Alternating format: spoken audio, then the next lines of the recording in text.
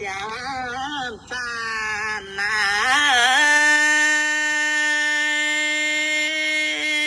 ninh kê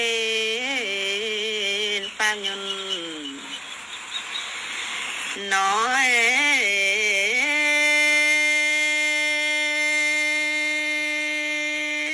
bao nhiêu trong xuân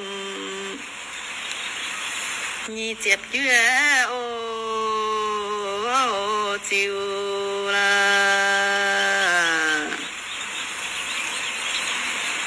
chả nhà này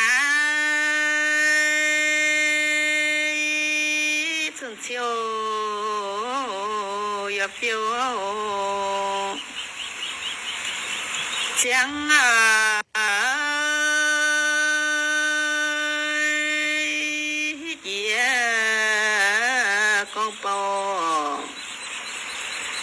đầu tiên nghìn lo bánh sô cô la Primo với nhiều loại nhân thịt sáng lên, thèm quá con đi sai. siêu chị mà mẹ nhì mà bây giờ tế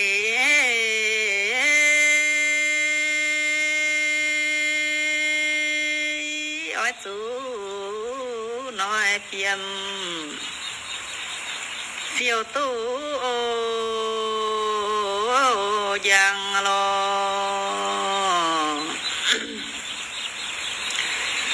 chân nhất là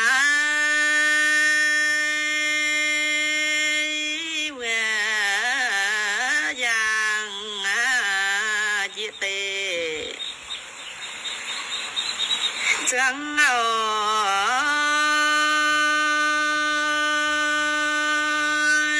linh tòng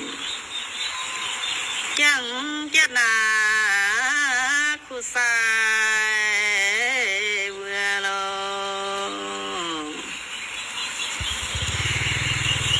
linh tòng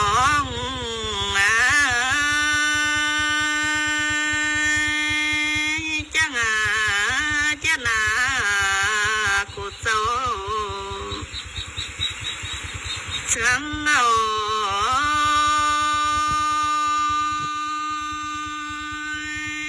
linh tòng chẳng biết là khu sai vừa lo kiếm nhất là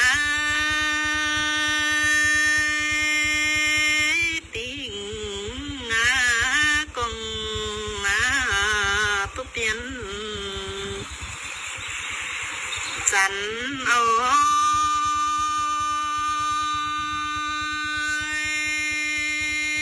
yeah con bồ luôn số nghìn lo số biển là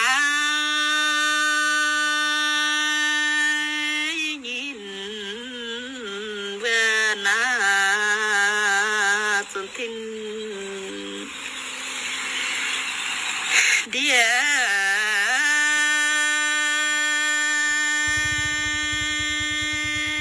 sẽ mặn trong tiền họ yang biết không bao lâu mặn chém bề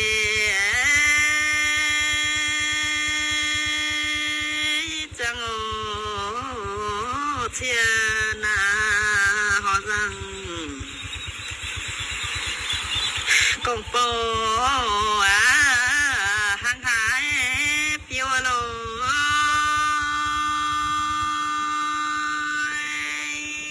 chính phiêu tê bùm phiêu chàng xuân chiều tu tiếng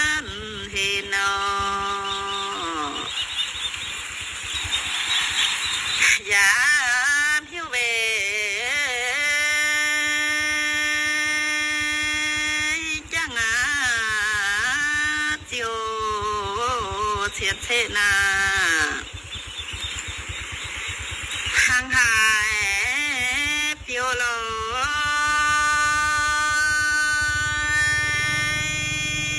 chín piu tê to phiêu tu yun na lo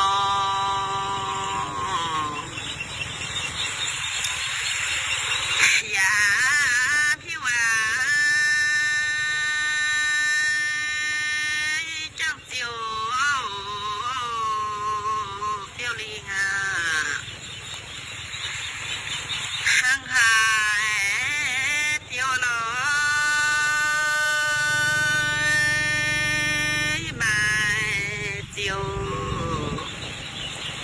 mai suy mà cu tin quê chú bé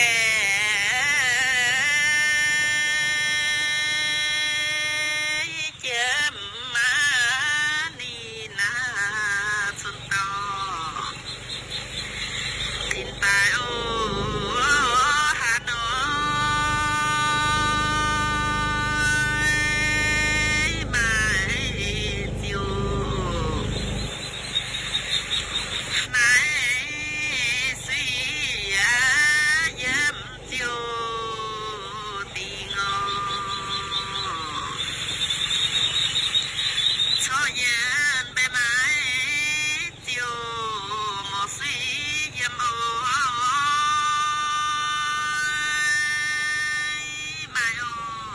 nhân một suy bé dâm mà cu tin lo